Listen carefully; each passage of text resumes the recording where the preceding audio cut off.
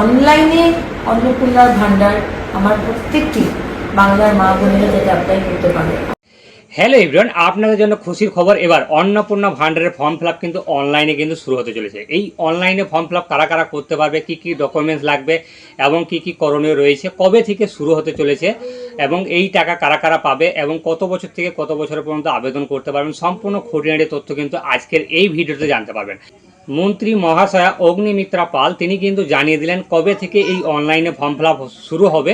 এই অনলাইনে form fill up কারা কারা করতে পারবেন, কী কী ডকুমেন্টস লাগবে এবং কী কী করণীয় রয়েছে, সম্পূর্ণ খুঁটিনাটি জানতে হলে এই ভিডিওটি কিন্তু প্রথম থেকে শেষ পর্যন্ত দেখুন, দেখলেই বুঝতে পারবেন।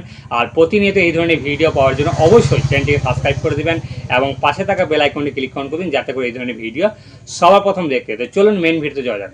কিন্তু আমি আমার ডিপার্টমেন্টের সাথে কথা বলে আমি অলরেডি বলে দিয়েছি অন্নপূর্ণার ভান্ডারে অনলাইন কমপ্লিটলি এখনই ব্যবস্থা করতে এবং ইমিডিয়েটলি অনলাইনে যাতে সমস্ত মানুষ যে 1 পাস 2 পাস বা যে হয়তো শিক্ষাটা পাননি, হয়তো শিক্ষিত নন, এতটা ইজি করা হবে এই অ্যাপ্লাই করার পোর্টালটাতে যে কেউ মানে পোর্টালে গিয়ে অ্যাপ্লাই করতে পারে।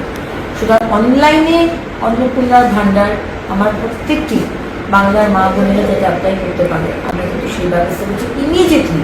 কারণ কি মাননীয় মুখ্যমন্ত্রী বলে দিয়েছেন যে 1 জুন মাইন্ডেড 1 জুন থেকে আমরা যা যা প্রতিশ্রুতি দিয়েছিলাম 3000 টাকার অন্নপূর্ণার ভান্ডার এবং সরকারি বাসে মা বোনেদের কোনো ভাড়া দিতে হবে না, এই দুটো আমরা চালু করতে শুরু করেছি।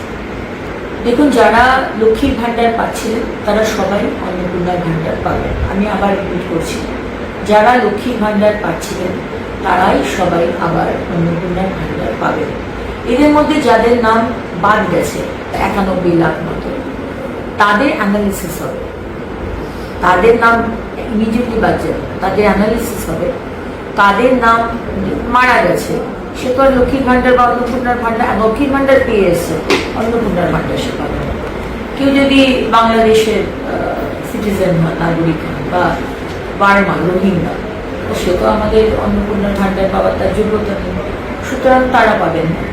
কিন্তু যাদের নাম যে কোনো কারণে ডিলিট হয়েছে, তারা আমাদের নাগরিক নন, সেটা অ্যানালিসিস করার পরে জানা গেল তারা লক্ষ্মীর ভান্ডার পাবেন না।